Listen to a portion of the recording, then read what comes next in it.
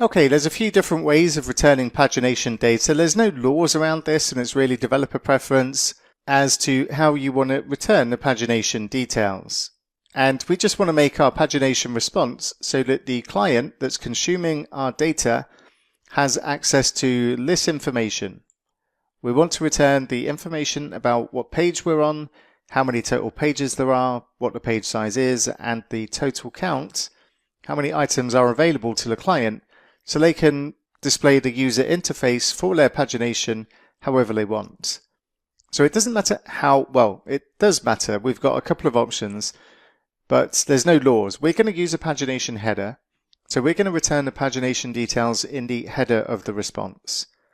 You could also return this information inside the body of the response, and that would be equally fine.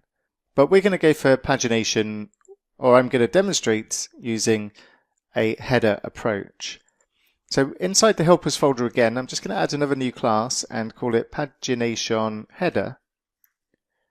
And inside here, we'll update the namespace to get it from the helpers, and we'll add a constructor. We'll use the primary constructor for this because it's a bit cleaner.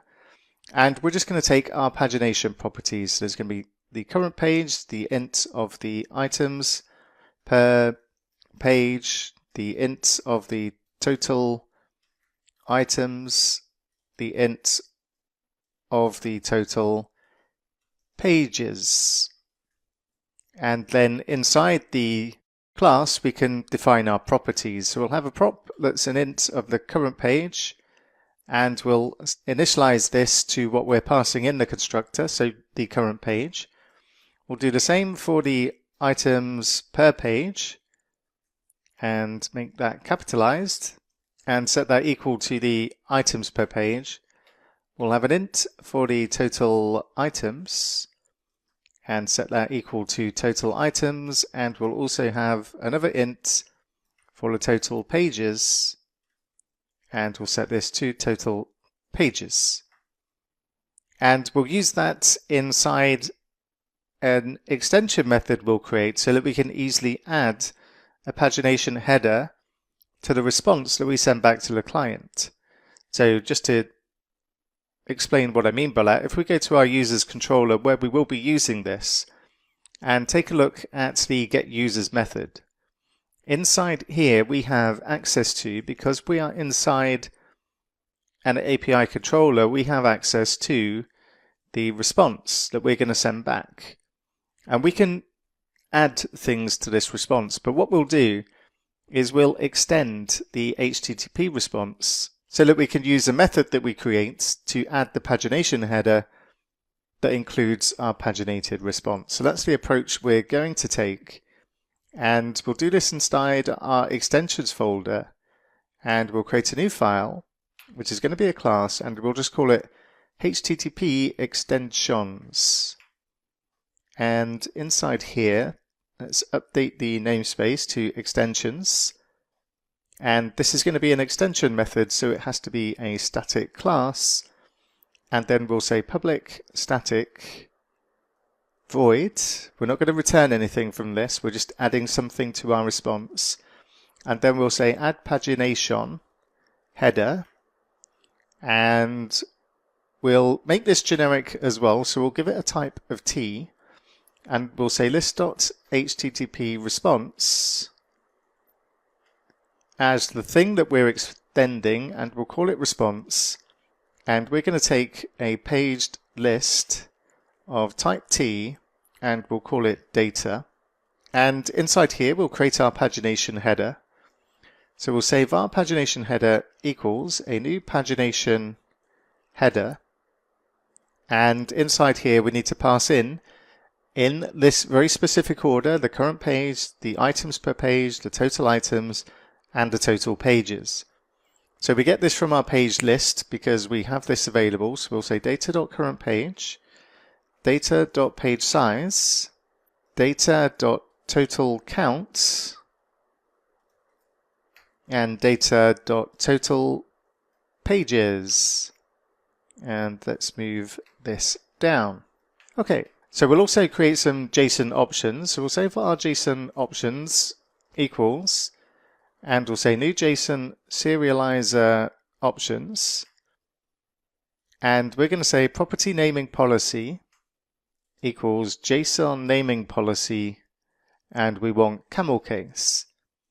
Now, even though we'll be using this inside a controller, what we're doing here is going to happen outside the context of a controller. So we can't rely on the API controller to serialize the data in camel case, just as it would do for any other HTTP response. We need to instruct it or define this inside here because we don't have the API controller functionality where we're working on this code here. So we're going to make sure our response is in camel case because we want to return it as JSON, and that is effectively the standard format for that. And then we're going to say response.headers, and we're going to append onto the headers, and here's where we need to be careful with spelling. So we're going to call this pagination, and uppercase P in this case, and we're going to say JSON serializer and serialize, and we're going to pass in our pagination header and the JSON options. And then we need another header because by default our client will not have access to this header, and we specifically need to return a CORS header to allow the client to access this header. And we'll specify response.headers and append, and we're going to say access-control -expose -headers, and then pagination. And these two strings are easy to get wrong, but if we don't have this one, then this header will not be visible to our client application.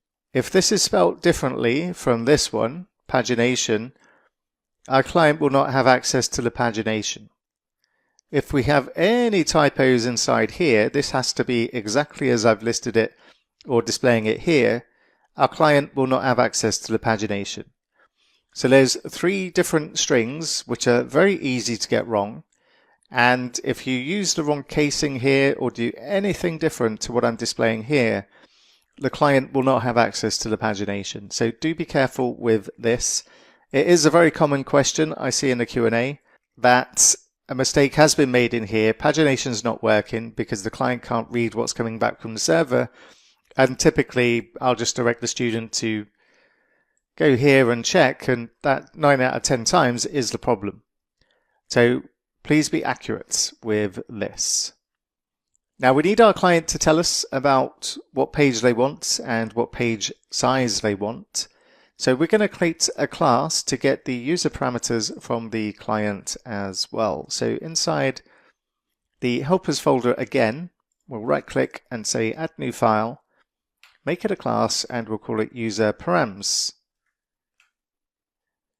And when it comes to pagination, you don't really want to give them an unlimited number to return.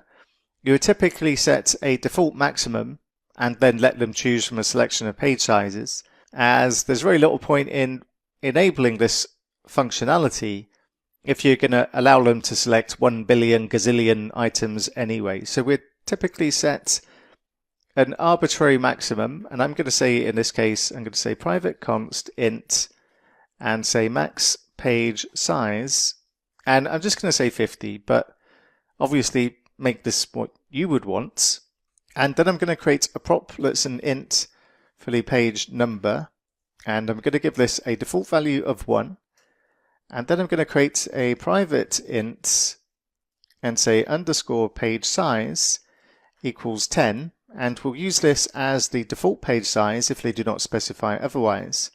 And then we need a full prop, so I'm going to say prop full, and I've already got the ints created with the page size underscore. But this is going to be the public property for the page size. And inside here, then the snippet's not much use to us actually for this. There's a better way of writing this code nowadays. So we'll say get arrow and then underscore page size to get the value of this. And to set the value of this, we'll say set arrow and we'll check the page size. and see if it's equal to value.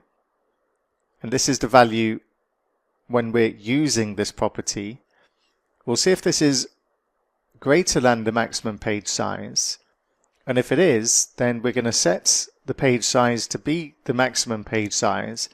Otherwise, we'll accept whatever value it's trying to be set to. So that's the setup, the helper classes, and next we'll see how we can use this stuff to return a paginated response to the client.